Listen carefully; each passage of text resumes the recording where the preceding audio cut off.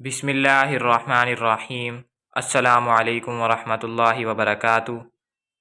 وہ تکبیرات جن کا عید کے تیسرے دن تک پڑھنا ہر مسلمان پر واجب ہے، وہ تکبیرات یہ ہیں: اللہ اکبر، لا الہ الا اللہ واللہ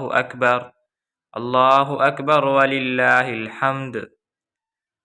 اللہ تعالیٰ کی ناراضگی سے بچنے کے لیے ویسے تو یہ کلمات ہر مسلمان کو پڑھتے رہنا چاہیے، لیکن ذوالحج کے ان خاص دنوں میں پڑھنا لازمی چاہیے، اور ویسے 9 ذوالحج سے لے کر 13 ذوالحج تک، یعنی عید کے تیسرے دن کی نماز عصر تک پڑھنا ہر مسلمان پر واجب ہے، اور عورتیں دھیمی آواز میں پڑھیں اور مرد بلند آواز سے ہر فرض نماز کے بعد ایک بار پڑھیں۔ جس دوست کو ویڈیو پسند آئی ہو لائک لازمی کر دیں۔ اگر آپ میرے چینل پر نئے ہیں تو چینل کو ضرور سبسکرائب کر لیں۔ اللہ حافظ۔